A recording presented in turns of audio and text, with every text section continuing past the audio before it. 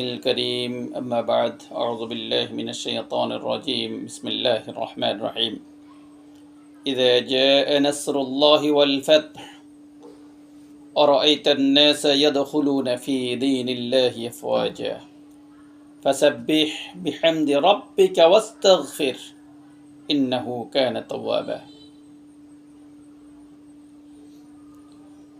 বিজয় উদযাপনের জন্য মহান রব্বুল আলামিনের পক্ষ থেকে মহান রব্বুল আলামিনের প্রিয় হাবিব মুহাম্মদ রাসূলুল্লাহ সাল্লাল্লাহু আলাইহি ওয়াসাল্লামের উপর ওহীকৃত যে সূরাটা সূরা নাসর, এই সূরাটা সম্পর্কে সংক্ষিপ্ত আলোচনা করার চেষ্টা করব ইনশাআল্লাহ। বিজয় কিভাবে উদযাপন করতে হবে, অত্যাচারীর শত অত্যাচার জুলুম নির্যাতনের পরে মহান রব্বুল আলামিনের পক্ষ থেকে অত্যাচারীকে পরাজিত করে অত্যাচারীর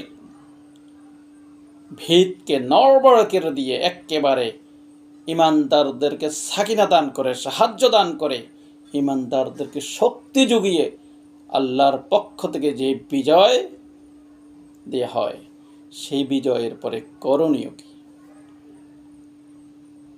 মহান রব্বুল আলামিন মহাগ্রন্থ আল কোরআনে ইরশাদ করছেন, ইযা জাআ নাসরুল্লাহি ওয়াল ফাতহ, যখন আল্লাহর পক্ষ থেকে আল্লাহর সাহায্যে আল্লাহ অত্যাচারীদেরকে সমূলে ধ্বংস করে দিয়ে ইমানদারদের ডাক শুনে, ইমানদারদের কথা, ইমানদারদের আত্মচিৎকার শুনে যখন ইমানদাররা বলে ইয়াকুলুনা রব্বানা আখরিজনা মিন হাযিহিল ক্বরিয়াতি যালিমি আহলুহা, আল্লাহ আমাকে এই অত্যাচারী ভূমি থেকে বের করে আনো, এই অত্যাচারীদের থেকে আমাদেরকে রক্ষা করো, আমাদেরকে নিরাপদ স্থানে পৌঁছিয়ে দাও।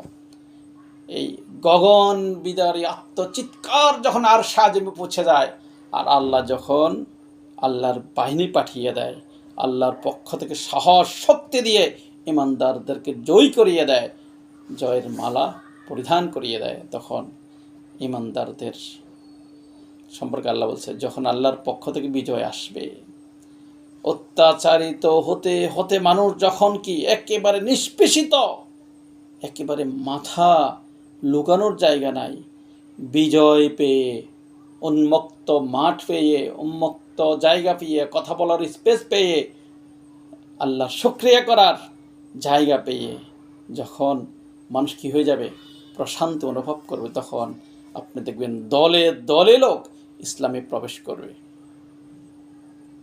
সত্যের পতাকার কাছে, ইসলামের জান্ডার নিচে, কোরআনের পতাকার নিচে, সত্যবাহীদের পতাকার নিচে, মাজলুম মুজাহিদদের বিজয় পাওয়া মাজলুম মুজাহিদদের পতাকার নিচে দলে দলে দলে দলে মানুষ প্রবেশ করবে। তখন করণীয় কি? তখন অহংকার করা যাবে না, আমার দ্বারা অর্জিত বিজয় এমন বলা যাবে না, আমরা বিজয় অর্জন করছি এমন বলা যাবে না, অহংকার তাকাব্বুরি দিয়ে মানুষকে দূরে ঠেলে দেওয়া যাবে না, মানুষ আবার দ্বন্দ্ব লাগানো যাবে না, ঝগড়া করা যাবে না, বিভাজন তৈরি করা যাবে না। শুধু কি করতে হবে? ফাসাব্বিহ, আল্লাহর তাসবিহ পড়তে হবে। আল্লাহ বলছে ফাসাব্বিহ, তোমরা আমরা তাসবিহ পড়ো। বিহামদি রাব্বিক, যে রব বিজয় দিয়েছেন, যে রব তোমাদেরকে বিজয়ের মালা পরিধান করিয়েছেন, ওই রবের প্রশংসা করো। আস্তাগফির, তোমরা ইস্তিগফার করো, তওবা করো, যেন তোমাদেরকে অহংকার ধরে না ফেলে, যেমন তোমাদের ভিতরে অহংকার তাকাব্বুরি প্রবেশ না করে। যদি অহংকার প্রবেশ করে, আবার আল্লাহ পরাজয় করিয়ে দিবেন, আবার আল্লাহ কি করে দিবেন, জালেমদের হাতকে শক্তিশালী করে দিবেন। সুতরাং বিজয় পাওয়ার পর আল্লাহ তাসবিহ পড়তে হবে, আল্লাহর গুণকীর্তন করতে হবে, আল্লাহর প্রশংসা করতে হবে, ইস্তিগফার করতে হবে।